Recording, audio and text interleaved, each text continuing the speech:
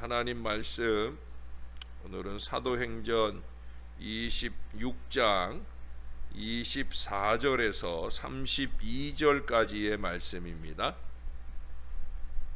바울이 이같이 변명하매 베스도가 크게 소리내어 바울아, 내가 미쳤도다. 네 많은 학문이 너를 미치게 한다. 베스도가 가여, 내가 미친 것이 아니요 참되고 온전한 말을 하나이다.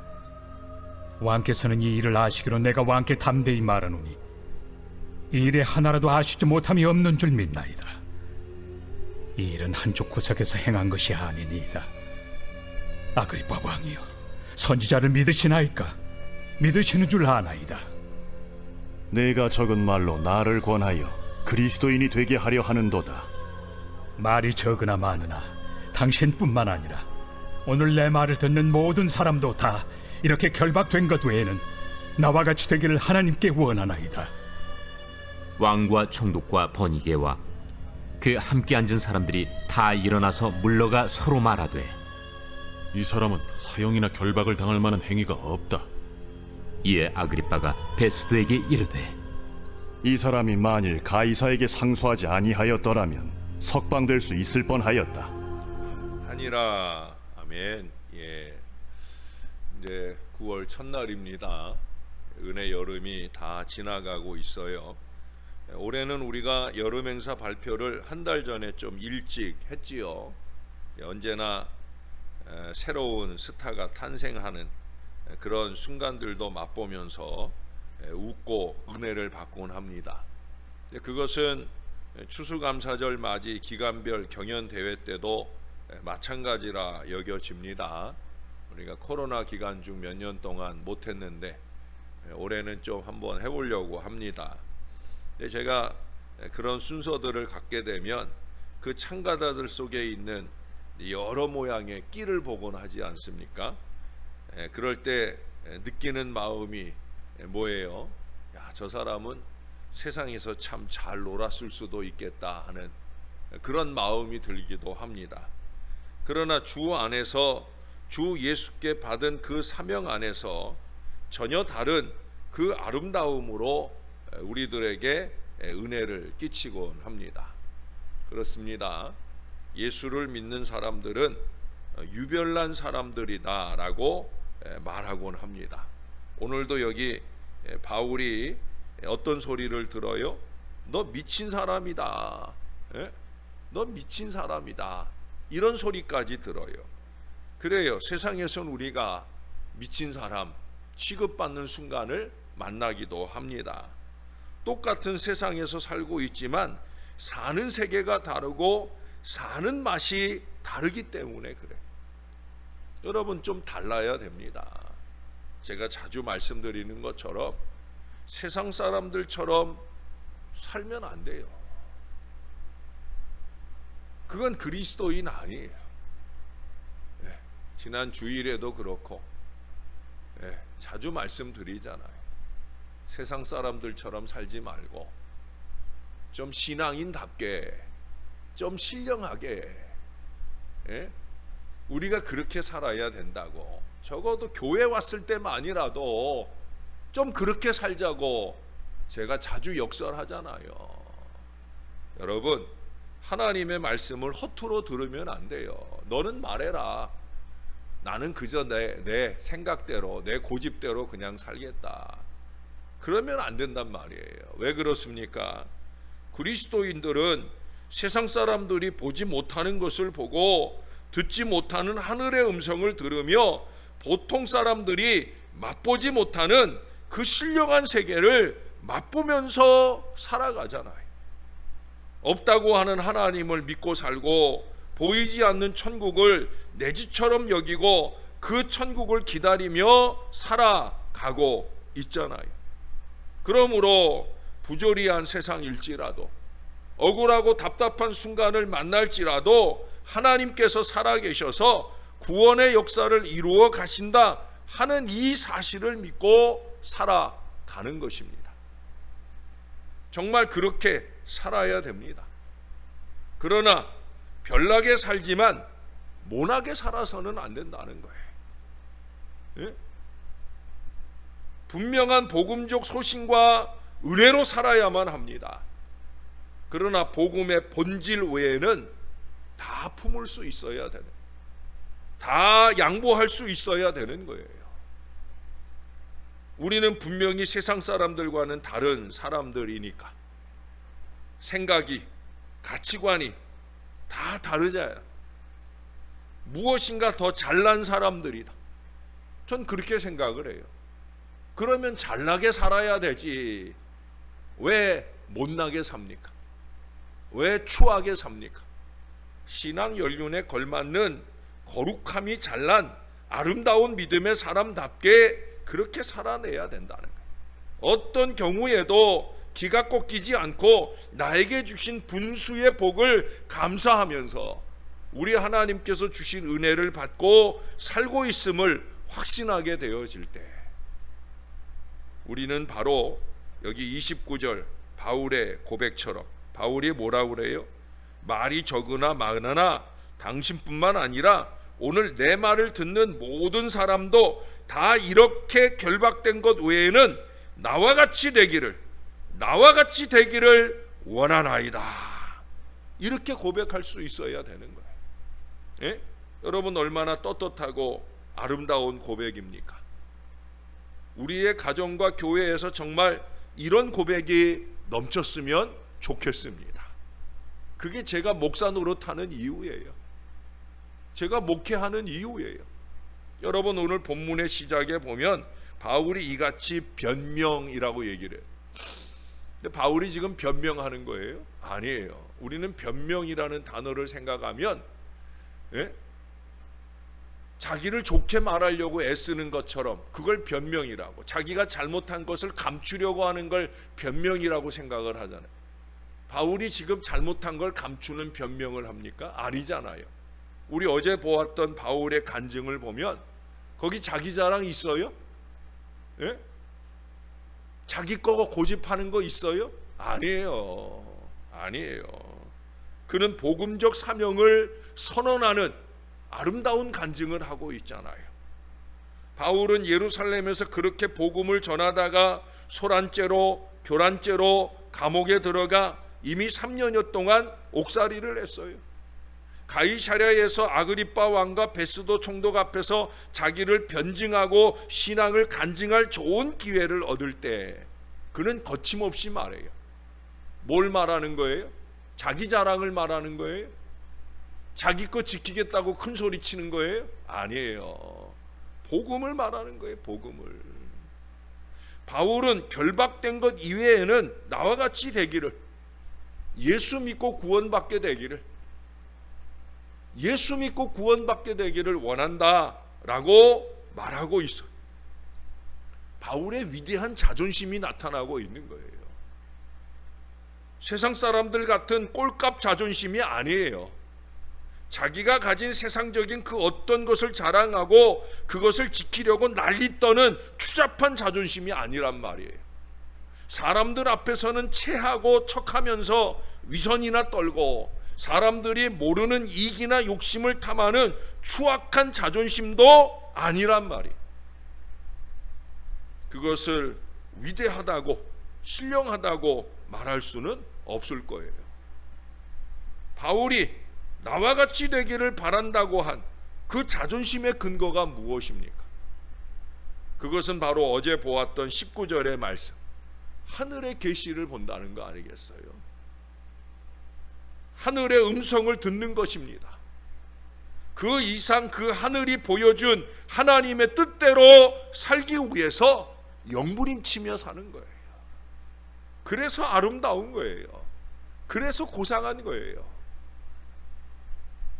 바울은 나는 산자다라는 고백을 합니다. 나는 하늘을 소유한 자로 영혼을 품에 안았다 고백을 합니다. 나는 세상에 속한 자가 아니다라고 고백을 합니다.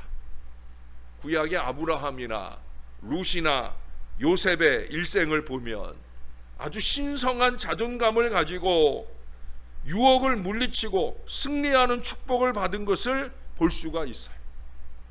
하나님을 믿는 사람들의 그 순전신앙, 일편단심 민들레 신앙을 우리들에게 보여줍니다.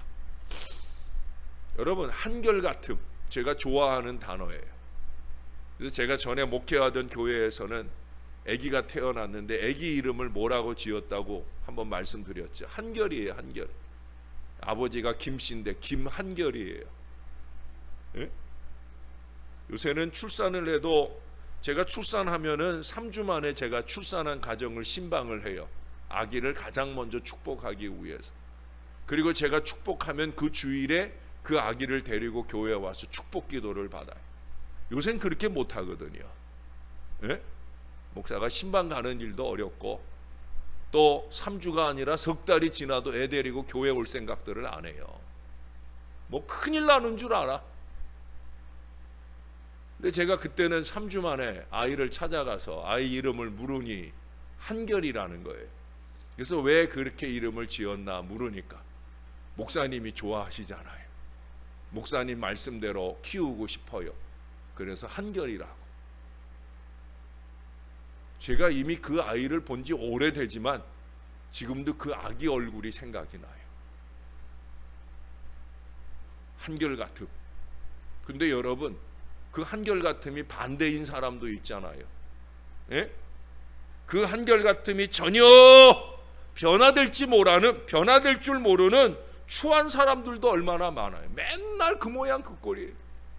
한결같아요. 아니 어쩌면 저럴까 싶은 사람들도 있잖아요. 그런 게 아니란 말이에요. 예? 그 한결같음이 고난 속에서도 하나님과 사람을 감동시키는 바로 그런 사람. 그리스도인이 된다고 하는 것은 바로 그런 신성한 신령한 자존심이 회복되는 거예요. 왜 그래요? 우린 죽은 사람이 아니라 산 사람이니까. 시편 27편 13절 14절 지금은 번역이 좀 바뀌어가지고 좀 마음에 안 드는데 제가 기억하고 있는 그 말씀은 이렇게 말해요. 내가 산자의 땅에 있음이요 여호와의 은혜 볼 것을 믿었도다. 너는 여호와를 바랄지어다. 강하고 담대하여 여호와를 바랄지어다. 제가 새가족 신방을 가면 두 말씀 중에 한 말씀을 나누는데 예수 안 믿는 사람, 그 사람이 우리 교회 처음 나와서 예수 믿게 되었을 때 전하는 말씀이 바로 시편 27편 13절 14절 말씀이에요. 이제는 당신은 죽은 사람 아니다. 이제는 산자다. 이제는 살아있는 믿음의 사람답게 살아야 된다. 이사를 간 사람들의 가정에 신방 갔을 때도 그 말씀을 전합니다. 이제는 이 장막이 산자의 땅이 되어야 된다.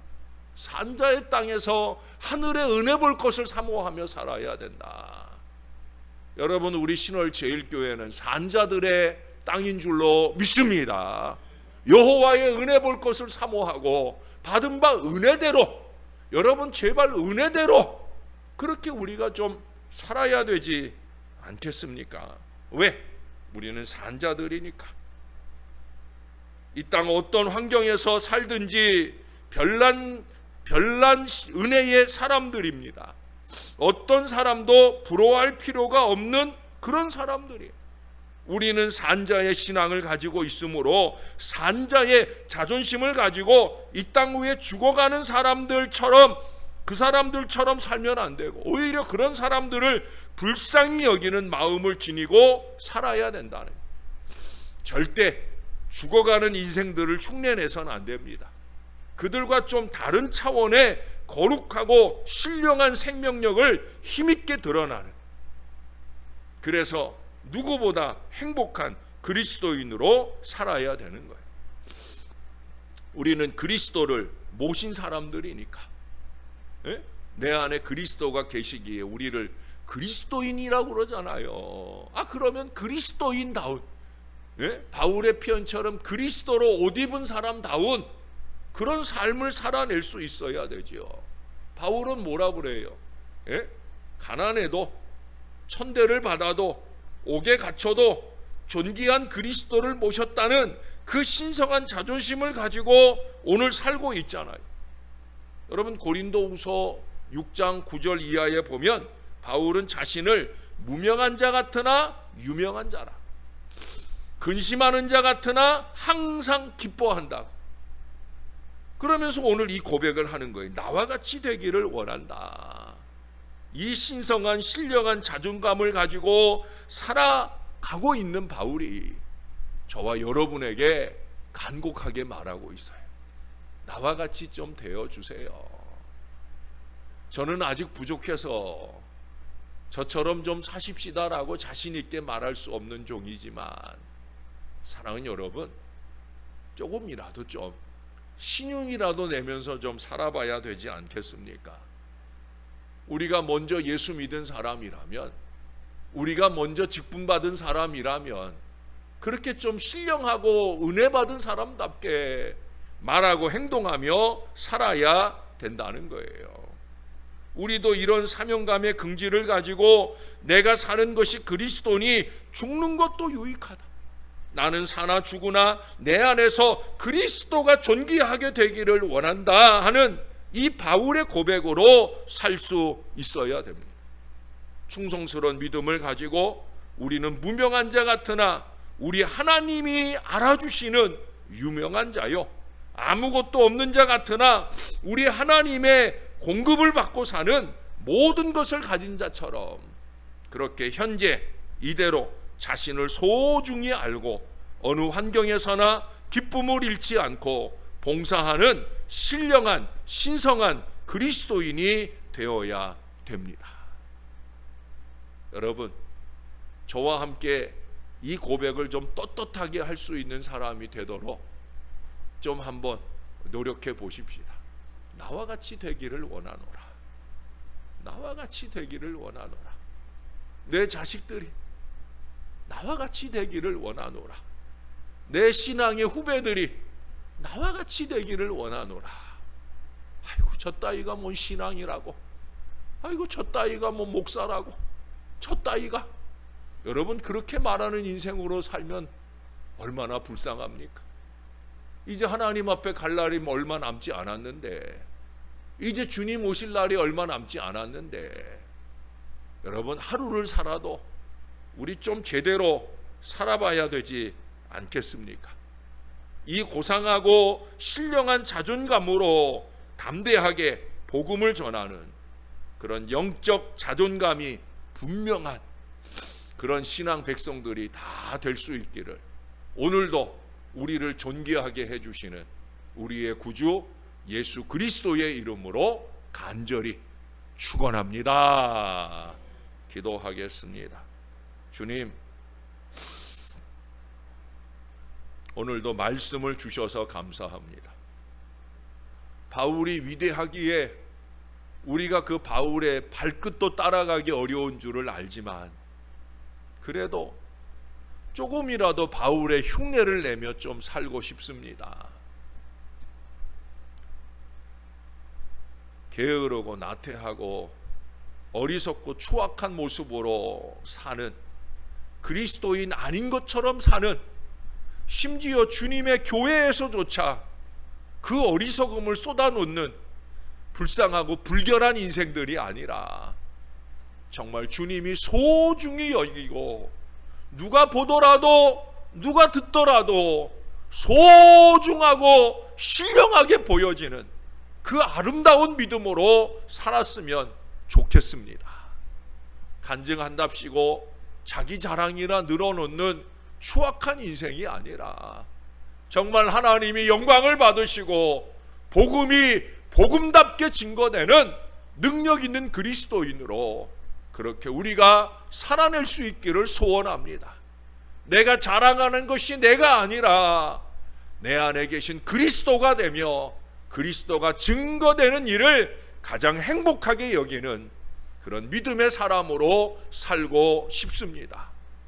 오직 예수만, 예수 아니면 나는 아무것도 아닌 존재인 것처럼 그렇게 썩어지고 녹아지기를 소원하는 간절하고 겸손한 믿음이 부족한 종과 여기 사랑하는 주의 자녀들의 마음속에 넘쳐나게 도와 주시옵소서. 교회는 절대 잘났다는 사람을 존경하는 교회가 아닌 것을 알게 하여 주시고, 낮아지는 자, 겸손한 자, 그래서 하늘의 은혜로 충만한 사람, 그래서 하나님께 늘 영광 돌리는 그런 아름다운 목회자, 아름다운 신앙의 백성들이 넘쳐나는 우리 신월 제일교회가 되게 도와주시옵소서. 주님 50년의 역사를 이어왔습니다. 또 다른 50년의 역사를 쌓아갈 때에는 이런 신실한 그리스도인으로 하늘 아버지께 더 많이 영광 돌리는 아름다운 교회가 될 수 있도록 우리를 붙들어 주시옵소서. 주님이 우리로 통하여 영광 받으시옵소서. 9월의 첫날입니다. 가을의 결실을 향한 믿음의 결단이 새로워지게 도와주시고 하늘의 신령한 은혜가 더 많이 부어지는 하루하루 한 주일 한 주일이 될 수 있도록 우리를 도와주시옵소서. 하나님, 오늘 우리 배성숙 권사님이 갑자기 허리가 또다시 아파서 시술받는 일을 진행하게 되어집니다.